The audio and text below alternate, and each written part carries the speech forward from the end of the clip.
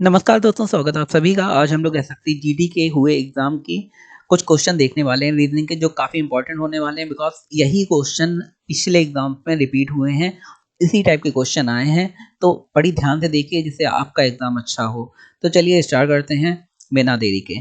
तो हमारा पहला क्वेश्चन है कि एक निश्चित कूट भाषा में यहाँ पे स्टैंडिंग राइट है।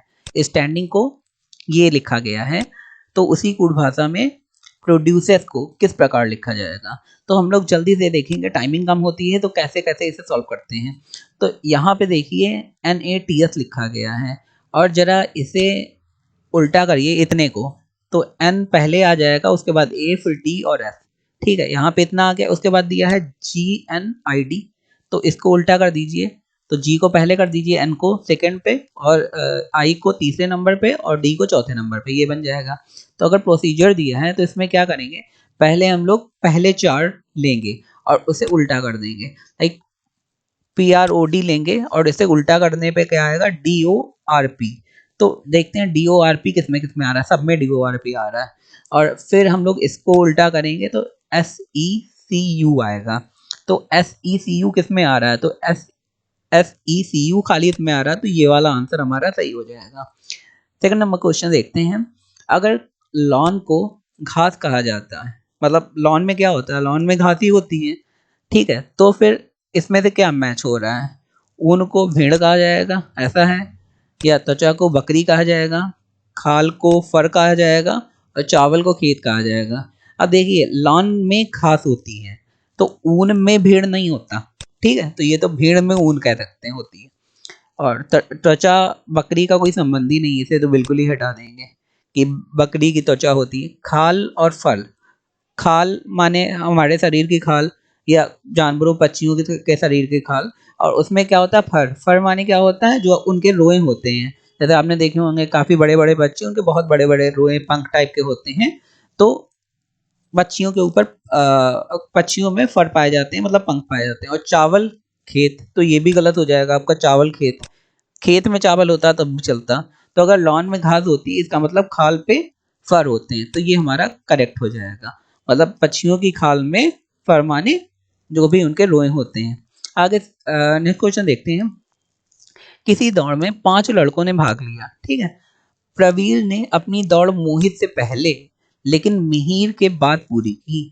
देखिए ये क्वेश्चन आपको समझने में टाइम लगेगा, लेकिन आपको एक बार में ही समझना है, जैसे आप जल्दी से क्वेश्चन सॉल्व कर लें। तो एक ही बार पढ़िए और सॉल्व करिए। तो क्या है, प्रवीर ने अपनी दौड़ मोहित से पहले लेकिन मिहिर के बाद पूरी करी। मतलब सिंपल सी बात है, प्रवीर ने मोहित से तो पहले कर ली, मतलब प्रवीर मोहित से तो जीत गया, लेकिन मिहिर के बाद करी। तो मिहिर सबसे पहले है, उसके बाद प्रवीर है सेकंड नंबर पे, और थर्ड पे क्या है, मोहित है, ठीक है। के बाद पूरी की। सुरेश ने अपनी दौड़ संचित से पहले लेकिन मिहिर के बाद पूरी करी। तो जो सुरेश है उसने अपनी दौड़ संचित से तो पहले कर ली, लेकिन मिहिर के बाद, मोहित के बाद पूरी करी। अब मोहित तो ऑलरेडी मिहिर से पीछे है, और ये संचित से पहले कर रहा है लेकिन मोहित के बाद पूरी कर रहा है। तो इन सबको तो हटा ही देते हैं, संचित और मोहित को, क्योंकि मोहित से पहले किसने करी थी, मिहिर ने। तो हमारा ये आंसर मिहिर सही हो जाएगा। बस एक बार में पढ़िए और आंसर लगा दीजिए। अपना बेसिक लॉजिक के क्वेश्चन है। आगे देखते हैं। किसी खास कोड में क्लॉक को 34235 और टाइम को 8679 लिखते हैं। इस कोड में इसको क्या लिखेंगे। तो ऐसे क्वेश्चन में ज़्यादा टाइम नहीं लगाना है कि सी की वैल्यू 3 है या ओ की वैल्यू क्या है। इसमें डायरेक्ट देखना है कि यहाँ पे एम की वैल्यू क्या दी है। ये है एम की वैल्यू दी है यहाँ पे 7, तो पहला क्या हो जाएगा 7।